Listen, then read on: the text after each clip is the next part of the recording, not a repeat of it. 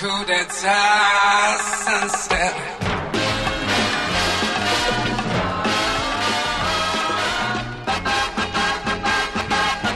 Sunset sound, coup d'etat. Okay, today we've been blessed enough to have a friend come down to visit us from New York City. I'd like to introduce you to Nickodemus. We're going to spend a little one-on-one with him.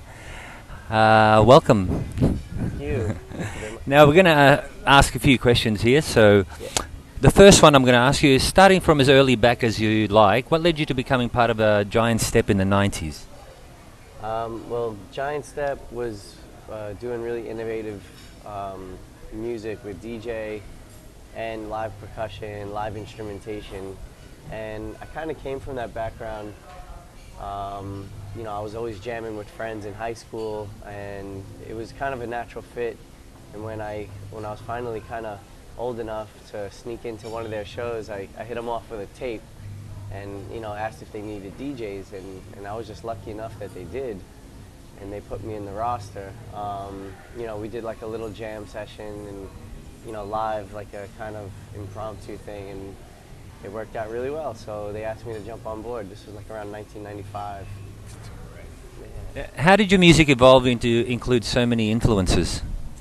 Definitely stems from record collection, and my father definitely helped with, he started me off with a nice little crate of music from the 70s, from like Earth, Wind and Fire to Sol Makossa, Manu Dibango and Santana, like a lot of stuff with a lot of rhythm, and it's mainly dance music, Stevie Wonder, and then I really got into hip hop at an early age. Hip hop, like most kids in New York, it just came by storm, and all the music in hip hop, at that time was being sampled from old, funk and 70s rare grooves and dance classics. So like, I already had some of that music, so I was like, oh my God, I was making the connection really early, and then trying to find more of that music and more of the connections between. And I think that really like expanded my horizons, because I was going out looking for more African sounding stuff, or Latin, or maybe if there was, certain samples, I'd look for the original sample. And when you do that, is once you start digging, it's all over. You start finding the whole path, What's the story behind your label Wonder Wheel?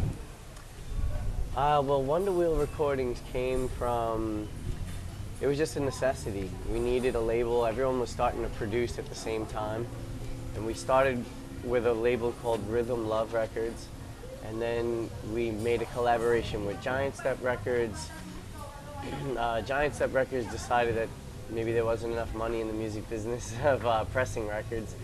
So at that point I said, well, there's still a need. We still need to get our music out. And we had the distribution channels. We learned from our previous mistakes, and we basically, we wanted to keep the music flowing, and that music was music of mine, Zeb, The Spy from Cairo, and then eventually, more recently, the Pimps of Joy Time, which is a real good funk band, which is like kind of a New Orleans, Brooklyn funk twist. And they've been, so I've been more or less just putting out music from friends and family, and this is kind of like our first signing of like a real band. What happens at your Turntables and the Hudson parties, and actually how did they start? That started, it was definitely a spin-off of two parties that we were doing back in the late 90s. One was called Giant Step, one was Organic Grooves. And both of them incorporated live musicians and DJs, but both of them, unfortunately, were ending. They've been going for a number of years, and they needed to move on or a break or whatever the case.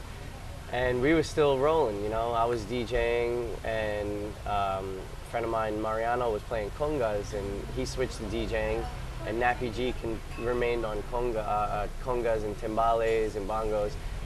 So it was really, it was just a good place to get people together every week.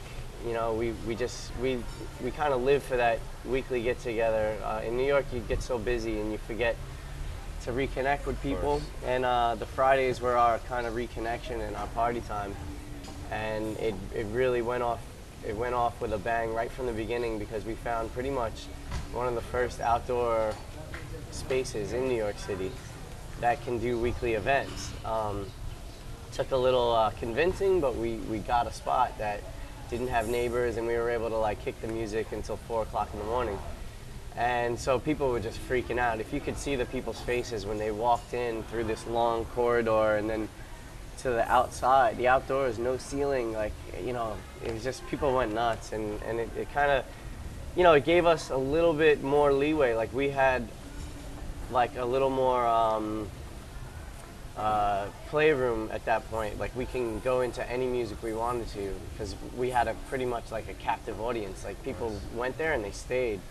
So like we really took advantage of that to play real eclectic music and keep it just all over the place, you know, not just one style. And I think that was, you know, that's what kept us alive so long, is just being flexible, you know, just being fun and being outdoors. And you know, now we're on our 11th year.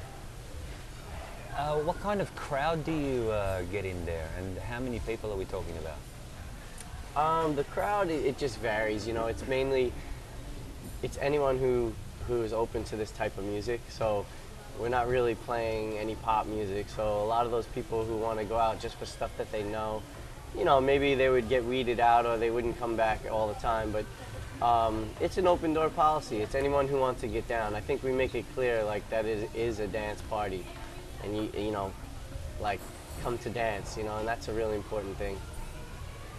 Are you tapping into any of the local music here in Indonesia, like gamelan, for example? No, I haven't yet. I just got here, but it is definitely on the list. Some of the sounds are just mind blowing. So beautiful and so ancient, and I definitely want to incorporate some of the flutes and percussion into some of my music on the next album, the Moon People album.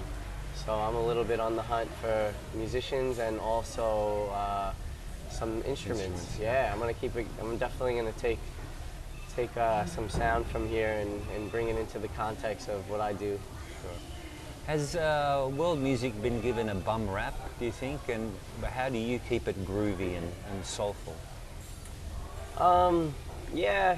I mean, definitely world music, you know, as a genre tends to seem light or like, you know, something that you just sip tea to. But I don't know, it's never been like that for me. Like some of the records that I get, even like, you know, old field recordings from anywhere, from like Morocco, or, you know, it has some real fever to it and real flavor. It's you know, some of the oldest music is dance music.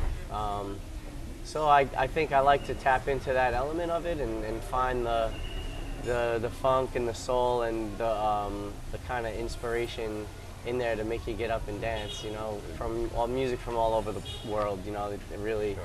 anything I'm open to. Now, you're spending a month in Bali. Why did you choose to come here, and how are you finding the place? Well, I'm on tour in Australia and New Zealand for about 3 months, and I had 3 weeks off in the middle. And I just needed to honestly just get back to my body and surfing and health.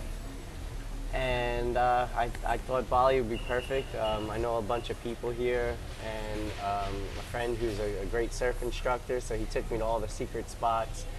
So I've been really enjoying the surf and the nature. Well, thank you for spending a little bit of time with us. You're going to be on this afternoon, so we're going to stick around and hope to have a great sunset. Ooh, yeah, that's one thing they do real well here. Thank you. Thank you.